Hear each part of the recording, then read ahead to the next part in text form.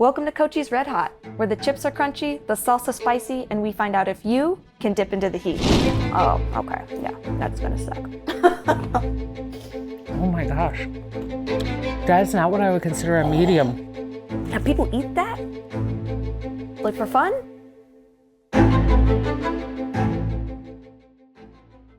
Today, our guest is Executive Dean of Community Engagement, Dr. Jen Wands. Thank you for joining us today. Thanks for having me. Of course. You've perhaps foolishly joined us on Maybe, our, yeah. on our salsa adventure. I'm nervous of the heat. Yes. So, we have to know what your spice tolerance is. So what's the spiciest thing you've ever eaten, and how did you handle that? I think the spiciest thing was a spicy Thai noodle that I had gotten at a restaurant. That gets really spicy. They can be spicy. Yeah. But it had really good flavor, so you just kind of power through. But I think I definitely stopped and ate bread in between several bites just to like break up the heat. But I'm from Buffalo, New York originally, and we have a lot of hot wings there. That's and true. Spicy food, so. So you actually might do okay then. Well, I don't want to put up like any kind of expectation that I'm Never going to be mind. okay. We're reeling that back in. Yeah. Reel it back in, Reel it back this in. could get hot. Yeah, Thai food can get pretty spicy. I like Thai food as well, so. Well, shall we start with the first one then? We'll dip into mild. Sure. Okay. And it's this one. That one for you, yep, and this one for me.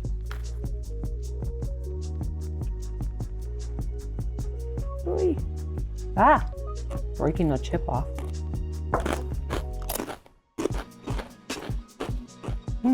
That has good flavor. Yeah, that one's good. All right, so we'll get into it then. So can you tell us a little bit about yourself and your role here at Cochise?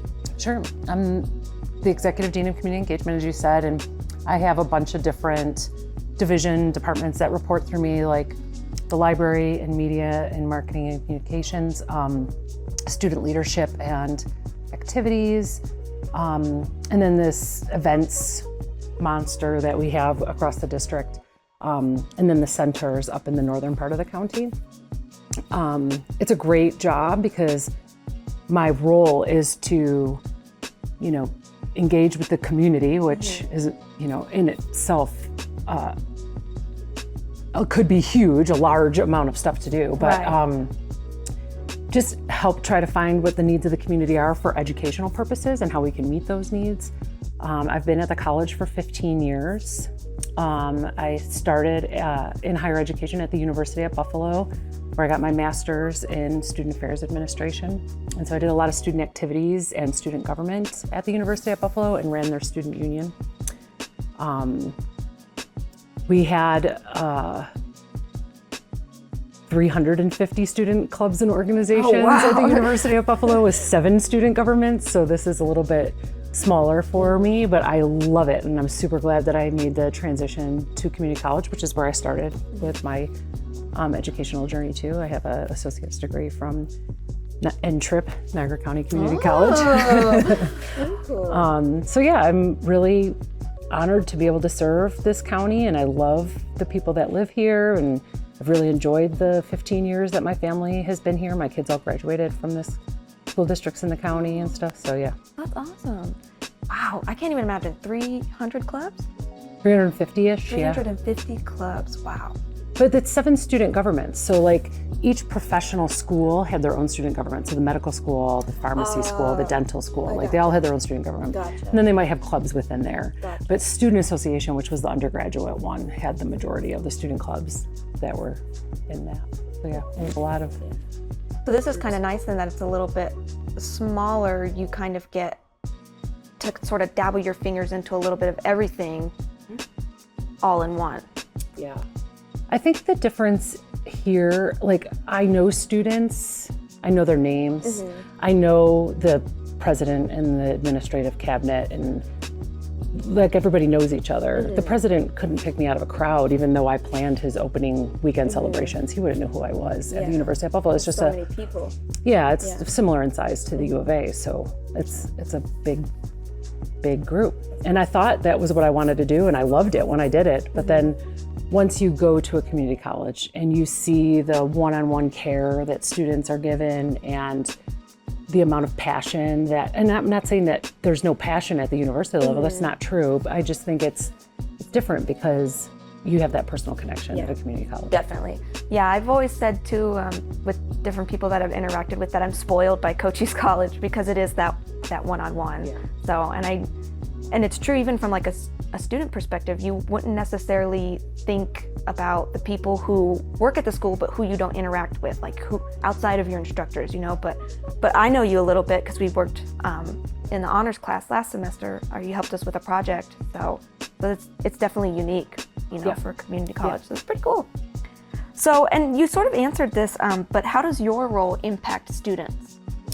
I think the biggest part is with the student leadership and activities piece, the stuff that Andy Espinosa and now Abe Villarreal down on the Douglas campus do to engage students and enhance their leadership abilities, to create clubs and stuff on campus for students and to help listen to what their needs might be. You know, we really need, you know, more games in the game room because there's not enough going on or whatever it is, you know, how we can meet those needs. And I think that's our biggest impact is through that division, well, that department within our division. So yeah.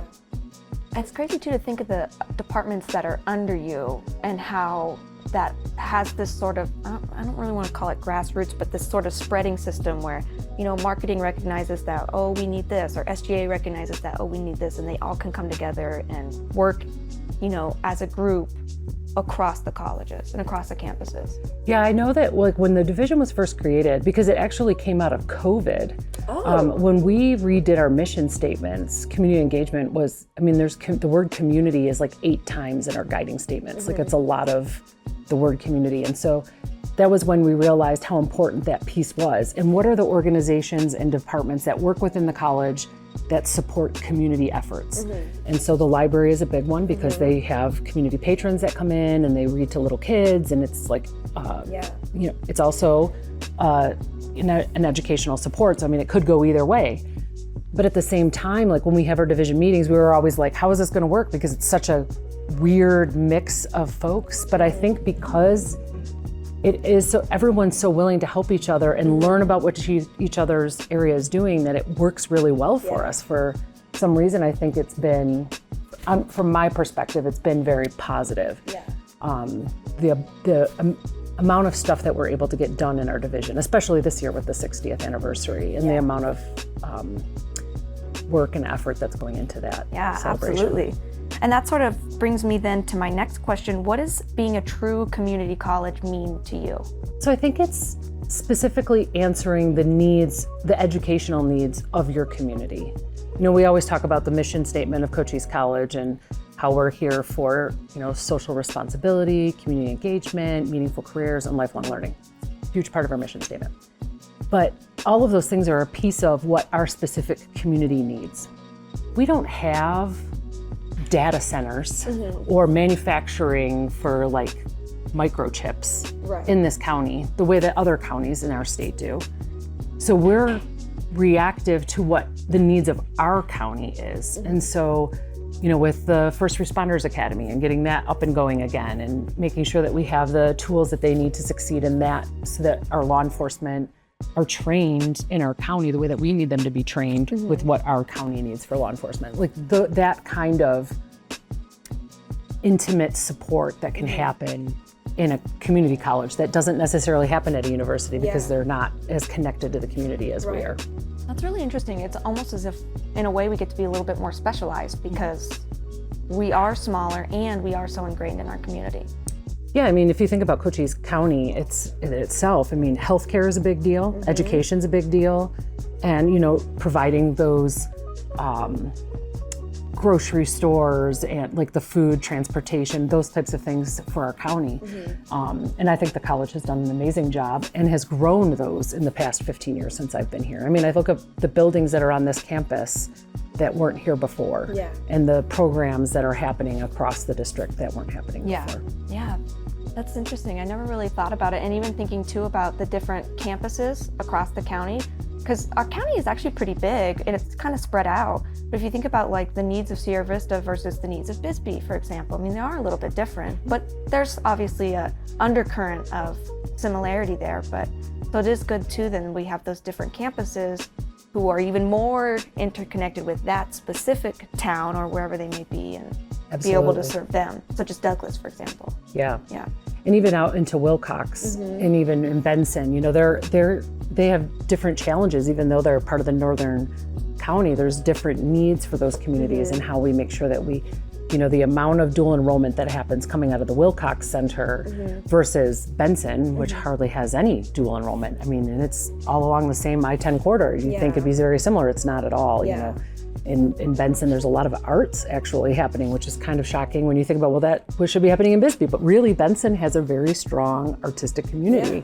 And they do lots of art shows and really cool stuff up there in the community. And we get to meet that need. Yeah. So that's really fun. Absolutely. Yeah. Very cool. So, and then you sort of brought this up as well. So of course, this year's special, it's the 60th anniversary of the college. So in your opinion, how has that community engagement relationship evolved over time? And what does that look like today? Yeah, so I mean, when I first started at Cochise College, the student clubs, we did the holiday parade, the Sierra Vista Holiday Lights Parade. And I think maybe there was like the Festival of Trees that we would help with a little bit, which was done as a fundraiser for different organizations. Every year it's somebody different. That I think it was the Chamber of Commerce that did it or started it. I'm not sure who does it now. I think it might still be them, but I think those were like the only two like community engagement events that I even was involved in, and besides the Cochise County Fair. Now we've always had a booth at the fair doing something like that.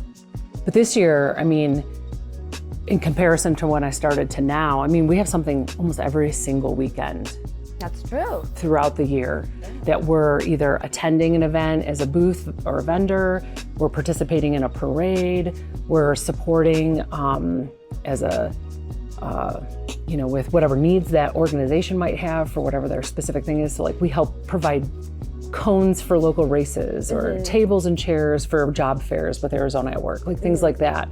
Those types of community helping things that the college really has grown over the past more than a decade. I mean, we've always been part of the community, obviously. I mean, we were founded based on the votes of citizens in the county. Right.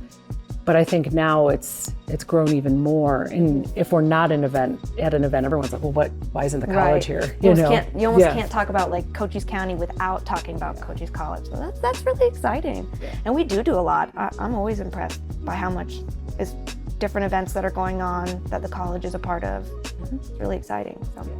All right, spice level, how you doing? Good. I'm doing pretty good. You ready to dip into the medium then? I am. Okay. So this one looks like it has like a dry rub almost. It's like Yes. thicker. Okay, we'll give it a shot. We have yogurt for you. Milk. Oh, okay. Yeah, that's gonna suck. Oh my gosh. That's not what I would consider a medium. That one's really hot. I think we've been lied to. Oh man. Woo! Okay. I Well, need some yogurt. Holy cow, that one's hot. woo boy. I'll tell you what it is. It's Carolina Reaper. That one is so hot. Oh man. Boy. All right, we're gonna try to power through.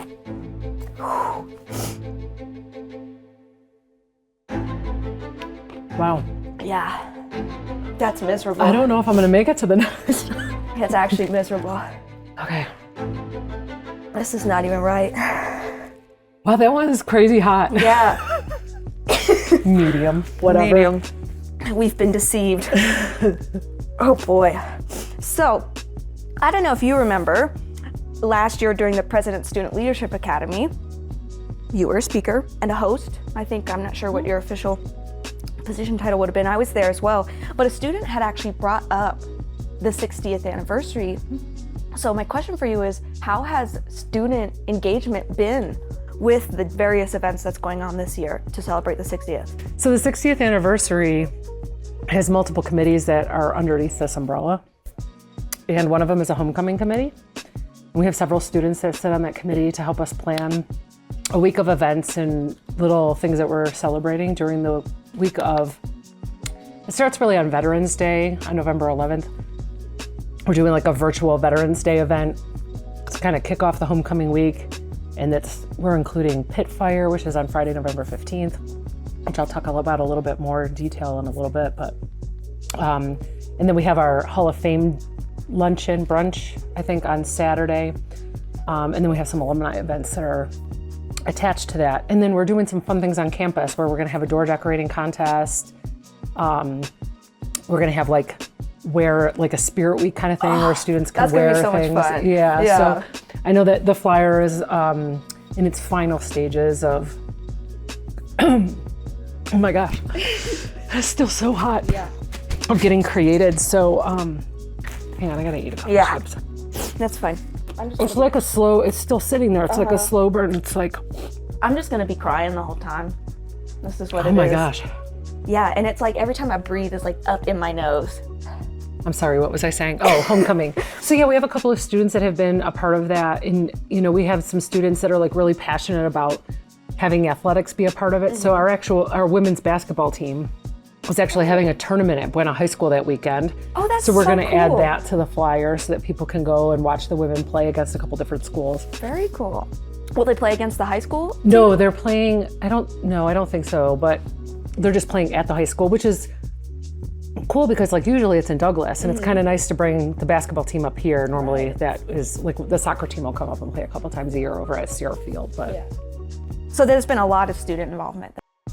yeah, there's a couple of students that are really passionate about it and they're excited, and they'll come to meetings or they'll grab us in the hallway and come up with ideas and stuff. It's been really fun. That's good. Yeah. That's really nice to see. So then my next question for you, and this, I think we got into it a little bit before. I'm so spiced out right now, I almost can't even think. If you could put on your fortune-telling cap, what do you foresee for the college in the next 10 or 20 years, as far as community events go, or whatever the case may be? I think we'll always be involved in community events, and we'll probably continue to grow that. It might not be as big as we're doing it this year because it is the 60th. We're trying to participate in everything that we can, just to celebrate with all of the different areas in our county. And I think that has been really, really fun to see people in their actual cities and towns. So I think that'll continue to grow. I think that as industry moves in and as industry changes, as new technologies are created and invented across the world, we'll take advantage of those technologies as it happens, especially if it's, something that'll really help when you think about a rural community college and we have this state-of-the-art virtual reality simulation stuff happening at our downtown center for first responders, being able to be at the forefront of those is huge for our tiny little county. But at the same time, it's providing an educational opportunity that might not happen here in this county. They might have had to leave to go to Phoenix or to another state entirely to get that specialized training that we can now do because of these simulators that we're able to be the first ones to have. So we're really, just think about the ambulance and the new simulators that are coming in. That's really amazing stuff that we're able to do, and it's safer for the people in training, for the instructors, for our community members, so that it's pretty phenomenal what we're able to do. So I think as those things change, we will continue to adapt and innovate, because that's another part of our guiding statements is innovation. And I think that as industry, manufacturing, as the world feels smaller, we're able to bring in manufacturing and be able to do that kind of stuff into a county that's like Cochise. And so hopefully as those continue to grow and the ability to bring in manufacturing for different areas of our county, we're able to provide the educational training for the workforce that will be in those different manufacturing facilities. And it's cool too, speaking again about our firearms training, we have members who are attending that program who are not originally from our community, so in a way that is encouraging change and growth, and so it's this kind of reactionary thing. It's pretty interesting to see. Yeah, I mean, you bring up a great point. I mean, I just think about our nursing program. We have a lot of students that come from Tucson. Some of them go back to Tucson, but some of them stay. We have a lot. I mean, I think the CEO of the hospital always says about 80% of their nurses are Cochise College graduates. That's huge for us. I mean, we are training the future in our county. And as our county ages, we're going to need more of them. And so we're meeting those needs right there at the forefront, and we'll continue to do that. And maybe we won't grow in enrollment because maybe this is what our size is, because our county isn't necessarily growing, but we will grow in the way that we're able to meet those needs, because we have to become more economically creative with our, with some solutions. We can't, train students to be nurses and have it cost more than it, the educational, like the tuition dollars and the fees on top of it. So having that ability to find creative ways to keep the costs down for our students and be able to provide the workforce for our county. Yeah, that's really exciting. I know so many people who are in the nursing program, and I don't know the number off the top of my head, but we have one of the best rated nursing programs, I think. It is really, really highly rated, So that's awesome. Kind of jumping from that, there's a number of ways for students to get involved in the community. What are a few community engagement events that are happening this fall and this winter that students should look forward to? I mean, always students should get involved in any clubs and organizations. A successful student is one that is engaged in their college experience. We know through research, even for decades and decades, it's been told that a student who is engaged in some way will do better and will be more likely to complete their educational journey. Whether that's being a tutor, working a part-time job while you're on campus, or getting involved in a club or organization, or even just volunteering at events. So we do have some, parades that students can volunteer for, and those are always super fun. We were throwing out candy in Benson just 2 weeks ago. It was great. We also have community organizations that look for volunteers through our platform. We have a program that we use for students to connect with. And so like the Boys and Girls Club, let's say they're looking for people to come in and work with a chess club because students are interested in chess. And we have maybe a student is like, oh, I know how to play chess. I can teach little kids how to play chess. And then it becomes like something that engages them outside of the classroom. Those types of things are really important to the educational experience, those co-curricular, extracurricular activities. Even just grabbing a couple of students and throwing a Frisbee out on the lawn. We have sports equipment in the student government office that students can grab and go. I didn't even know that. Yeah, we have I don't even know how many different games they have. There's lawn games over there that you can grab in between classes and just be like, hey, let's go play some games. It's so funny. Speaking of the grass, a previous instructor in another class of mine mentioned that they almost never see anybody in the grass. And in my mind, I was like, well, it's pristine. I don't want to mess it up. It's perfect, There is like one small month, like between September 15th and October 15th, where we reseed for the winter. But other than that, we want people on that grass. I remember when I first got here, because it was so shocking to me, I went out and like touched the grass because I was like, is this real or is it turf?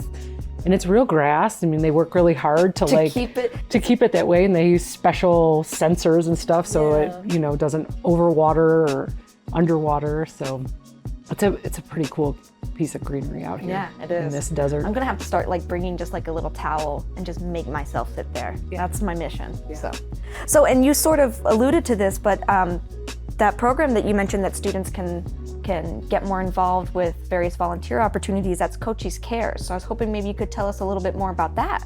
So Cochise Cares started at about 2018. We started tracking service hours of students, faculty, and staff, and we even do track some community members and alumni that still go in and actively look to see what volunteer opportunities are out there in the county, and they can track their hours.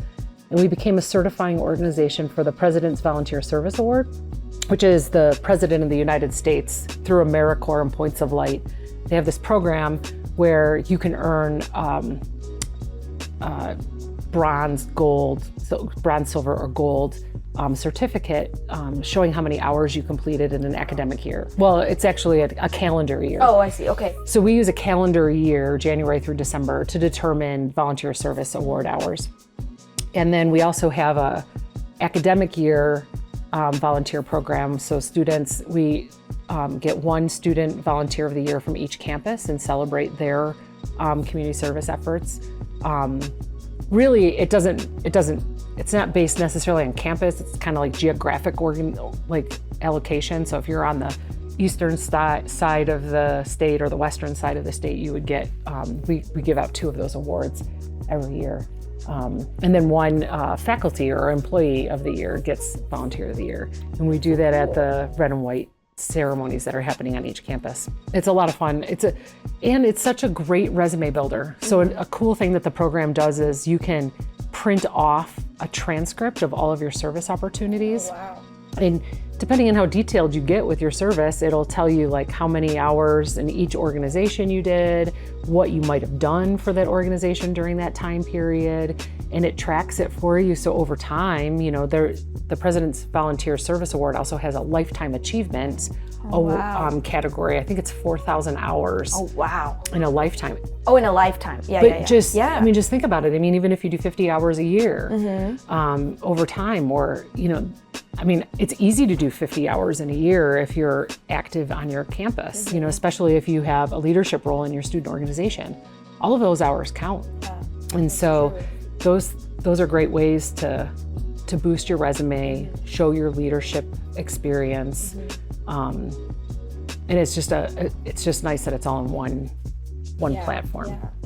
Yeah, and there's 2 badging programs, like there's 2, there's a civic engagement influencer program that Andy and I with the Civic Engagement Committee started, where you can earn badging for how many hours of civic engagement opportunities you've done.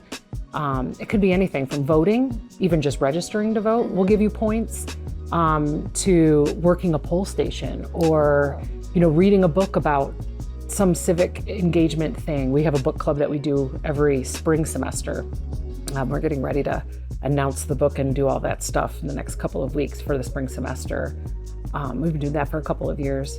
And all of that's part of that point system, and you can earn these badges that you can put on your LinkedIn account and have on your Cochise Cares profile and stuff. And then there's another one called Tradition Influencer, and that's a points-based one where you can earn Cochise College swag. Oh, nice. And so that one is kind of fun because it's like funny things like high five the college president as you walk across campus, and like little things, attending Pit Fire and Haunted Union, and events that at the college we consider to be traditions that we have. Well, that's fun. Are good. I like that. Yeah. I should just walk up. Next time I see him, I'm just going to go for a high five and see if he goes for it. He'll do it. Okay. Yeah. All right. My spice level has kind of died down. How you doing? I'm doing better now. All right. Now we will dip into number 3, the hot salsa. I know.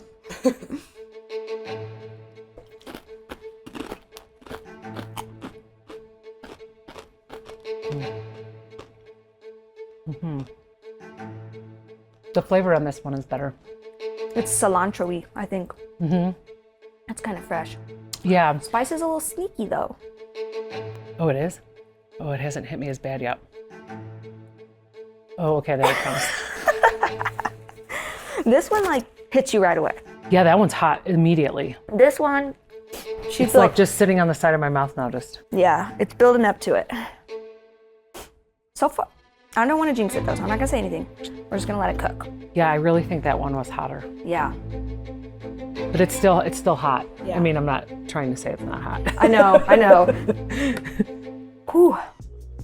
So, and you mentioned this as well. This will go into my next question. And so every year the college has a float for the Christmas parade. So what's going to be different about it this year since it's the 60th? Oh, so this year we actually have,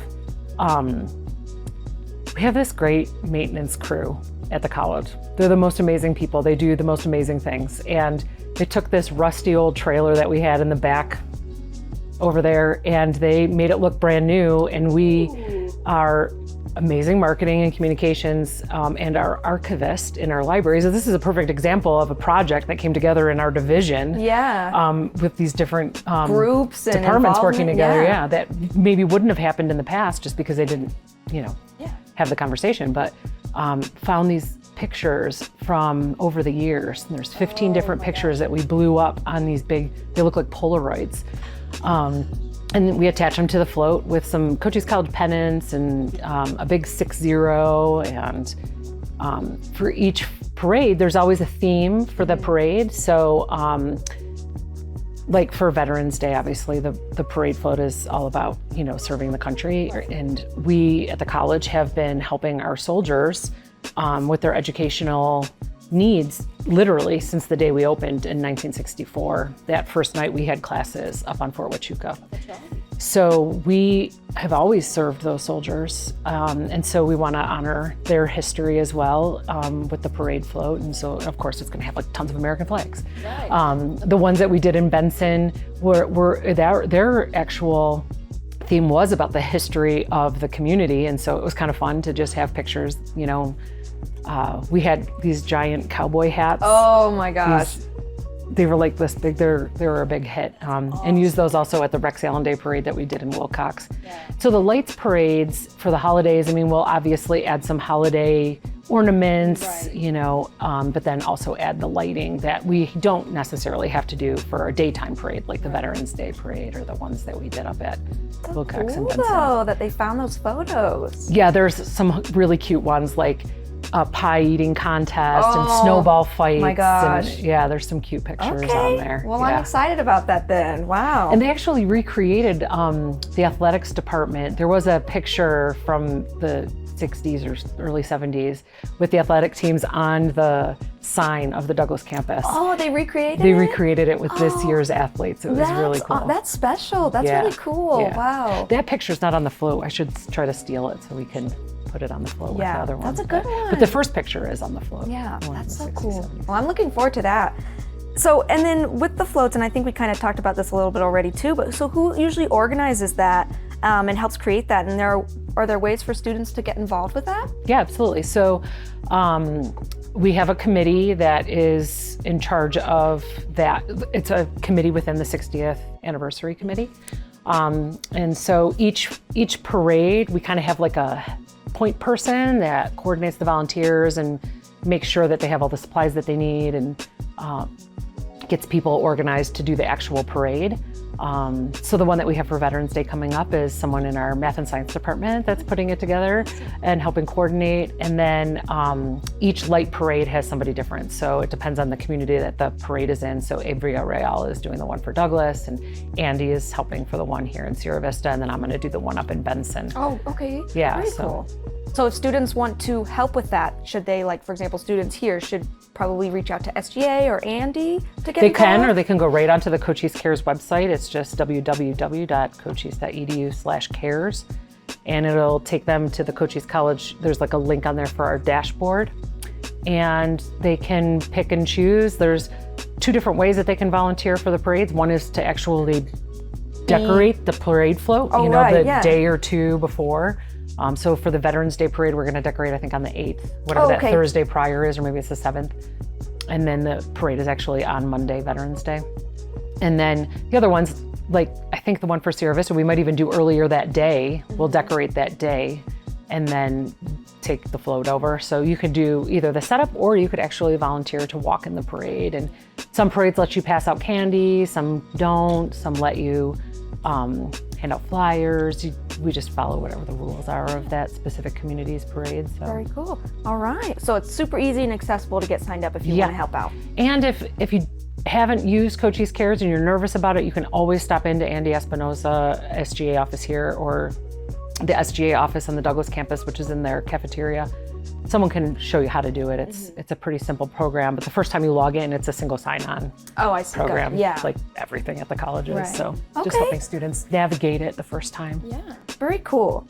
Okay, I'm actually still alive somehow. Doing good. We're doing good. I think I'm going to eat it on this side of my mouth for the last one. Switch the spice, because this side is still pretty. Feeling it. I'm feeling hot. mine like right in the back of my mouth, but I'm doing okay right now. So another neat thing that's happening this year in honor of the college's 60th is the traveling display. So can you talk about that a little bit? Sure.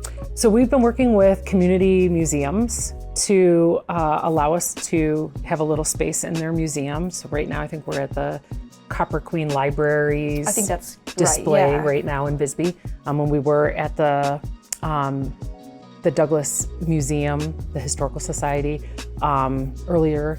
And I think we're getting ready to go. I can't remember if we're going to Benson or Wilcox next, but we've been working with each community museum to do a display of our, like we have these really cute Coke cans from like our 25th and 30th anniversaries, and you know, showing like the history of the college.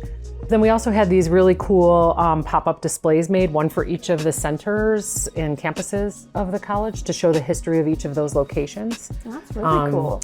Yeah, a couple of years ago, the college hired a librarian with a focus on archival work, and that's Ashley Gray on our Douglas campus.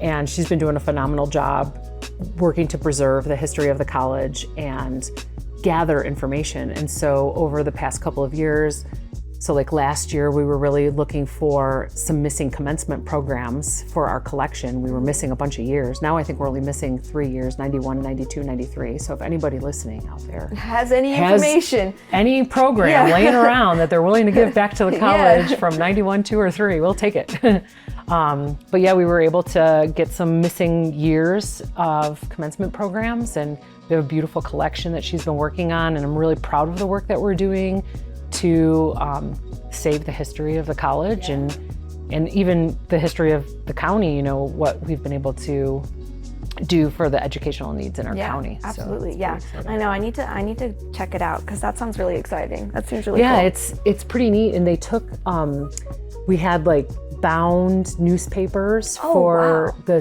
a student newspaper that we had for years. I mean, now everything's so digital that or media that, you know, no one really does print anymore, but we had we won a grant to get a really fancy scanner that has allowed us to scan these old newspapers. And then the work between Ashley and, it's like still a slow burn on the one side. It's pretty hot. Yeah. Sorry. Do you still have yogurt? Yeah, I'm okay. Actually, I'm gonna move it into the shade. Yeah, I should do the same. But the Ashley Gray, who's the archivist, and Ash Dulkey, who is she's in charge of she's an art instructor on our Douglas campus, but she's in charge of their art gallery in the Douglas campus in the student union. And they got together over the summer and put together a beautiful display of like these old newspapers. They had them blown up, and then they had student photographs that students had taken from the early times of the college. Like we had a child born on the Douglas campus. Oh my gosh. Like a baby was born. I think it was like 1974. Wow. And so like the first child born at Cochise College. Wow. So I mean, it's just cool stuff like that that you wouldn't know about without those student newspapers. Yeah. Oh my gosh. Yeah. Can you imagine? No. I mean, I came close. Like my youngest son, I had him on a Thursday, and I had to go in and take my final exams the next Monday. Oh my gosh. I was really glad that I was back from the hospital in time for those finals. I had this deviant behavior class instructor who was like a parole officer. It was like his real job. So he's pretty hardcore about you have to be here for your test or else you're... Even if you're giving birth. Even if you're giving birth, It's pretty crazy. That would have scared him if you showed up I and know. were giving birth. You know, like- He probably changed that rule. That's so funny. Yeah. So, and we talked a little bit about this too. So we've got some homecoming events coming up, the Pit Fire, Hall of Fame, the Alumni Brunch. Do you have any fun facts about any of those that you can share with us? Sure. I mean, I'm most excited about Pit Fire. We've been doing this for a long time. Tate Rich, who's one of our art instructors on the Douglas campus, started this years ago. A lot of people just think it's a big bonfire, but it's really a celebration of the arts. And so they dig a big trench and fill it with pottery, student artwork, and schools across the nation send us their pottery to put in there. They cover it all up, and then we set it on fire, and we have some music, and we do all kinds of other artistic stuff that happens throughout that night. But the next day, when everything's cool, they go dig it out and see what happened with their pottery. And over the years, I mean, we've had some floods where the trenches filled with water totally changed the way that the pottery came out. Some of it broke, some of it, the glaze didn't stay on as well as it should have, but it comes out kind of cool, and it has a story, a beautiful story about how it was created in this pit in the middle of the desert. Well, this year, because it's our 60th, it's a diamond anniversary. Ooh. The pit will be in the shape of a diamond. We'll have lots of diamond type activities that will be happening, working on some cool lighting effects and things, hopefully that'll all come to play. But you know, some things that people don't realize is we actually take the charcoal from the pit fire and use it the next year to do pit fire charcoal drawings. So you can go and draw with the charcoal from the year before in the art studios That is at Pit neat. Fire. But a lot of people don't know that because Yeah. it's like kind of like this hidden thing that kind of happens in the background. So Yeah. that's kind of a fun little fact that we have during Pit Fire. Okay, I'm gonna have to look for that this year. Yeah. That's interesting. Yeah. Very cool. All right, well, since we're still alive, I think we should move into the last one. That's has- Cochise Red Hot. That has a lot of seeds in it, which means sure it's gonna be does. hot. It sure does. All right, Let's do it. I'm gonna eat it on this side of them.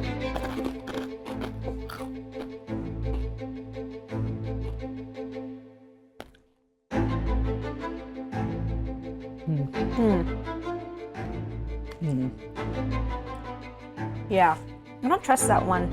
It's sneaking. Oh no, there it is. Yeah, it's hot. Oh.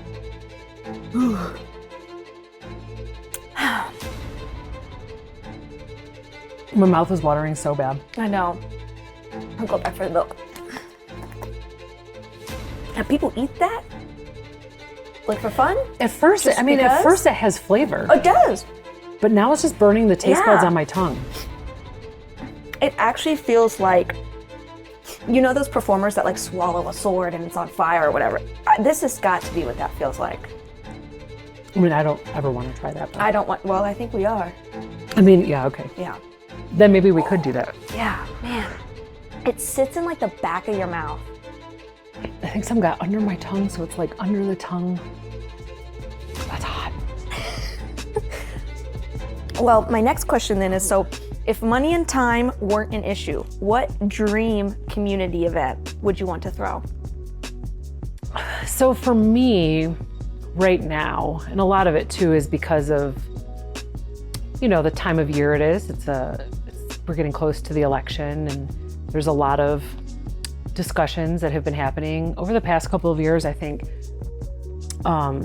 we've been having a harder time communicating as Americans with each other about our beliefs and how we can do that without creating more separation, how we can talk to each other to come together, to come up with good solutions to help move our society forward. I would like to do some of that. Like, That's a great how idea. can we work together? And we do it in small ways at the college. You know, we have the book discussion, like I talked about. We do a book club every spring semester. Usually we've done like the magic of dialogue, how to have a conversation that's healthy and make sure everyone's voices are heard. But then work to come to solutions that everybody can get behind. I think most Americans are very similar with their ideas about where the government should be and how we should work together. We know without government, we won't have a lot of things. I mean, Right. government is really important. And in our republic democracy, you know, we want to make sure that we listen to the voices of our citizens and work together to come up with solutions and not just yell at each other and fight with each other.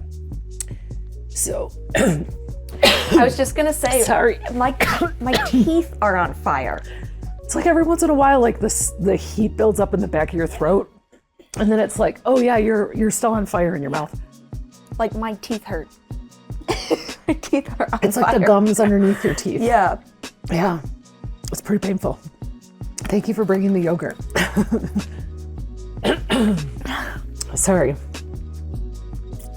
Anyways, but I think a lot of it has to do with, you know, people's understanding about leadership characteristics and what makes a good leader and how we should treat each other and learning to listen to each other, because what you're saying might not be that far apart from each other, but you're so busy yelling or using words that you shouldn't be using to communicate with somebody else that it makes it hard. And so the better job we can do as a community college to encourage our citizens to be involved in the process in a healthy way, I think the better our community will Yeah. be. Yeah, I agree. That would be really cool. That would be a great event, I think. And I do think a lot of people could benefit from that. I mean, even myself, you know. and just kind of have a better understanding of what it takes to be a successful community. Yeah. Or a nation, or however big or small that goes. And helping people find that they're able to do it, that they can get involved and do it in a way that is not damaging, right? Something that I always think about is how can I make a difference in my community, but not do it in a way that would make somebody else feel bad about whatever they're doing in the community. Right. Like, how can we do that, foster that growth to work together? Right. And a lot of it is education and teaching people about, looking for the facts. How do you sift through the misinformation and disinformation that we have in our media, and how we can, we have a great country. Yeah. We have a great county. And there's so many positive things happening that sometimes all the negative stuff takes away from it. Yeah, And exactly. it's It just gets missed. Yeah. Yeah. I want to show the exciting stuff that's happening and how we can work together to make change. That'd be great. That'd be great. Yeah, I like that. Well, then I have one more question for you. Okay. This is a surprise question. And we talked a little bit about technology Okay. and about your fortune telling cap. So you know how other large colleges, they have those e-scooters? Yeah. You can if by the 100th anniversary, hoverboards have been invented. Can the college get hoverboards? Will the college get hoverboards? Yeah. Okay, great. Yeah. I just think about I've been at other colleges, where they have a larger population and they have those robots that deliver food from the residence hall, Isn't that dining halls crazy? to their resident, where people are living.